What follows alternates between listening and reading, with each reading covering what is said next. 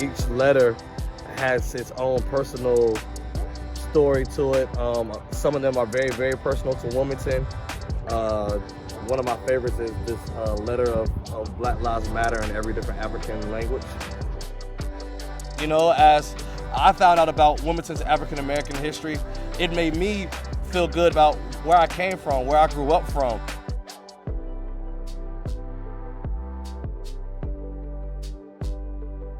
Each letter was dedicated to one artist, and because of COVID, we had to take the letter to their house, so they painted it there, and then we all came out here on the day of installation, and then we had a showcase.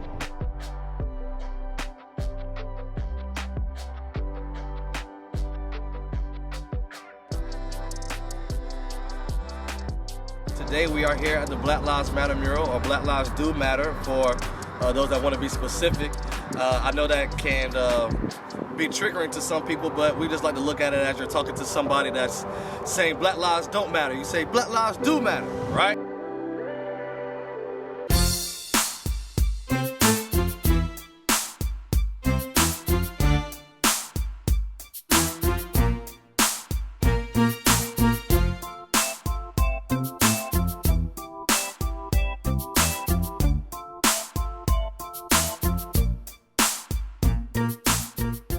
As people are coming in contact with the Black Lives Matter mural, that's the first thing that we want them to get, is to feel good about themselves and to feel good about what they're looking at.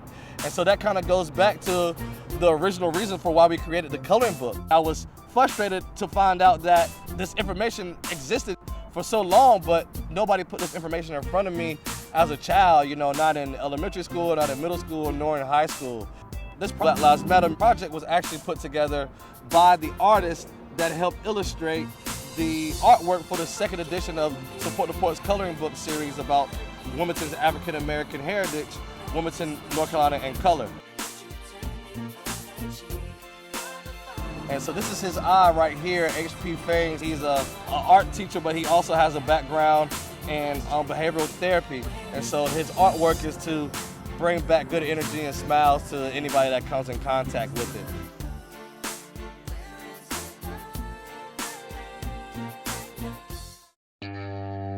We're here right now at the Wilmington's 1898 Memorial.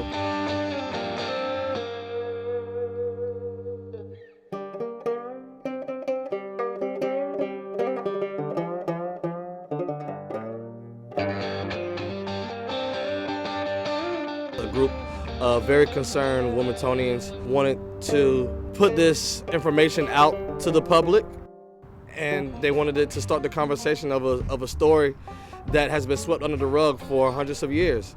It's a story about a massacre, but then there's also the uniqueness of the story about the coup d'etat, the only coup d'etat successful on U.S. soil.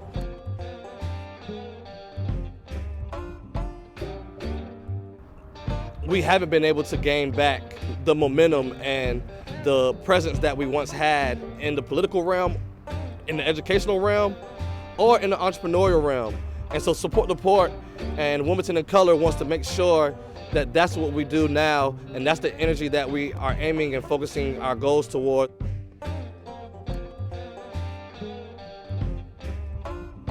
With the birth of the coloring book now evolving into the shuttle tour, we're hoping that from that will grow into an actual real presence of seeing Wilmington African Americans' high accomplishments.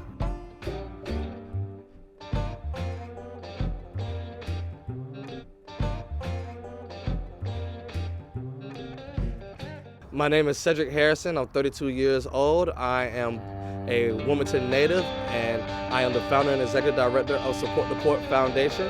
Also the founder and president of Wilmington in Color, and the first inaugural All for NC Fellowship winner of Z. Smith Reynolds Foundation.